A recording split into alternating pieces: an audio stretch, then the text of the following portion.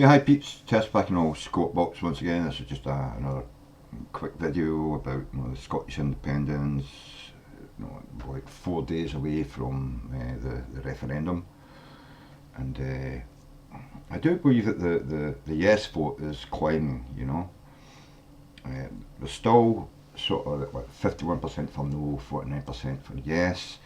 But as we've seen in lots of other elections, when you've got someone on whatever side of the election or referendum, when you see someone's vote climbing, it usually means that they're in climb. They're gathering votes, and the other side, as you see their vote count drop and drop and drop. They're obviously not getting their message across. I really think now that the yes vote is going to win, but I'm tentative in that, because you never know what's going to happen over the next 4 days. What the government in Westminster is going to do. I mean, they've already had the banks all declare that they're all going to leave Scotland, which actually just means that they move a brass plaque after one building in Scotland and put it on a building in England. People seem to think that this is a disastrous thing. It's not a disastrous thing, The stock exchange went down. When does it not go fucking down? It goes up and down and up and down. It's like bullshit. Once the referendum's over, the dust will settle, and then we'll get down to the brass tacks of the haggling between Scotland and the United Kingdom about who gets what. What debts we're going to take on, how much gold we're going to take from the Bank of England, because some of that gold is Scotland's. If we're going to take some of the debt, we should get some of the fucking assets. So that will give us gold to set up a central bank in Scotland. We can then work over the next few years to, get rid of the pound and move to a Scottish currency. I don't see that would be a problem. Every other nation that's split away from the United Kingdom has done that. America, Canada, Australia, Ireland, and I'm not saying it turned out so well for Ireland, but it certainly turned out well for Canada and Australia and America, although not so much for America recently. But that's got nothing to do with them leaving Britain. That's the Dame Mary, the fucktards over there that are getting into control, which is basically the American people who vote and elect these people. It's their responsibility to vote a good government in. If you keep voting a bad government in, that's your fucking own fault, right? And this is, I think, what the Scots are realising. We keep fucking voting, and England keeps getting to elect the fucking parliament. All we have is a tiny wee effect if it's Labour that gets in. So it's better for Scotland to go it alone, elect its own government, and then whatever that government does, it will be the fault of the Scottish electorate for electing them. But we can unelect them in the next election. They'll only get away with being a stupid government for one parliament at a time. That's the way it should be in Scotland. Unfortunately, we have never been able to control what government get into power in Westminster. We were always left with, well, there's 55 million people in England and only 5 million in Scotland. You're only going to have like a 16th of an effect on that parliament. At least we'll have 100% effect on the Scottish parliament. I think that's a far better fucking opportunity to get a government you actually want than sticking to the United Kingdom. But we'll find out. 4 days time, man. 4 days. And some people are panicking, but it seems to be the English Labour Party. Did you see how many of them they sent up? 40 English fucking Labour MPs were sent up in a train to Scotland the other day to try and make some kind of a big push for the No Party. But I think if you've watched any of the Maybes Aye, Maybes No stuff on the BBC, which to be honest I hadn't watched them because I thought it was just going to be another crappy BBC thing, but they actually went about it in quite a good way. They actually filmed people over a period of a couple of months getting what they thought at the start of the series, and then see how their ideas changed about how they were going to vote depending on the information that they gathered. And they were told, by the people that made the show to try and find out information, to source information, to try and answer the questions they think hadn't been answered.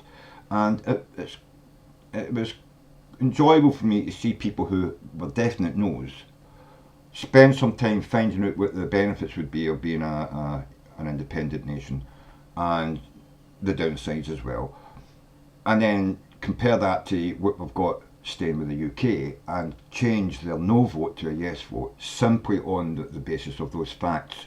And yes, it would be a challenge, and it's not going to be all milk and honey, but self-determination and being able to do things for yourself is better than having someone else tell you what to do. And I think the Scottish people, a lot of them, are actually deciding now on basic principles of the way that we feel socially in Scotland, that's different from the sort of free market capitalist fucking, if you make it and you're rich, you deserve to have everything you get, and if you're poor, that's your own fucking fault, and it's got nothing to do with government policies. But when you live in Scotland and you look at how government policies have affected us, policies made in Westminster that have been imposed upon us, people then start to realise, if we can get rid of those policies and change them to policies that more suit the Scottish, the Scottish mentality of how they see their communities and their towns and stuff like that, they start to bend towards the yes vote. And it doesn't take a lot more information to push them to a yes. They know that it's a chance we're taking and we're going to have to work hard to make it work. But that's never been a thing to scare people who do like working, who do understand that you have to take responsibility for your own life and not depend on being handed things. But we do realise that some people aren't able to do that, and there needs to be a safety net there. And that safety net is being eroded every day from Westminster. Whereas the Scottish Parliament are willing and coming forward and saying, we are willing to protect that safety net because it's important. It's important that people don't fall through that safety net into deprivation. That's a huge draw, I think, to people who know that they might have a job now, but jobs come and go. You need to have that safety net there, but you also need to have a growing economy, which we don't have in Scotland at the moment. The economy, although it's growing slightly better than the rest of the United Kingdom, it's still a stinted economy because of the government policies put in place by Westminster. They have deliberately failed to invest in the economy to help it grow because they're scared that the bankers will run away with their money. You know what I mean? But where are they going to go? A country like the United Kingdom or even just Scotland needs a bank. It needs banks it can depend on. Not banks that are going to uproot and fucking run away. So as far as I'm concerned, all these banks that are leaving, we're going to leave, move our headquarters out to England. Take your fucking people with you. Take your fucking, all your banks with you. Take the fucking lot, and Scotland will set up its own fucking banks. Because that's what happens in the economy. If somebody fucking dies and their company fails, someone will move in, they'll buy the infrastructure, they'll modernise it, they'll re-employ people, and they'll start a business up to replace it. That's what happens in an economy. If there's a gap, it will get filled by somebody seeing there's a gap and filling it and getting a company going, you know what I mean? That's all we expect in Scotland, is we're going to try hard. Try hard and do the best we fucking can. And I think if you do that, it might not be a huge success, but it's going to be better than sitting your ass and doing nothing. I would probably foresee that Scotland in the next 10 to 20 years will become a well-known, recognised nation that people will trust, invest in, and like what we do in Scotland. We're a highly educated fucking source of work. We're a highly motivated bunch of people, and we have great ideas, and all it needs is the finance to finance those ideas to bring fruition from them. And that's how I see Scotland. I am an optimist, I suppose, although I always call myself an optimistic pessimist, because I also see that there are possible downturns, but I'm willing to bet that the Scottish people have got the gumption, the smarts, the intelligence, the ability to fucking, foresee problems and to try and overcome them with changes to our policies here, and I think there is a genuine chance that Scotland will become a great nation by itself, whereas it's always been under the shadow of the United Kingdom, and it's never been treated well basically by Westminster. Emptied all the industry out of the country, never put anything back in its place, left us to stew in our own fucking poverty. At least a Scottish Parliament wouldn't be able to do that. If it did that, it would be out in its fucking ear at the next time people get to vote. So they're going to have to try harder than Westminster has ever had to try for Scotland, because they didn't need the Scottish votes. That's the whole problem. They never needed us to vote for them, Westminster. They always got elected no matter whether Scotland voted for them or not. Now Scotland will have a parliament that needs the votes of the Scottish people, and therefore they'll have to do the bidding of the Scottish people.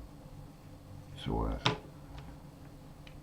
if nothing else, that's the best reason to fucking vote yes and become an independent nation. Scandy fucking var.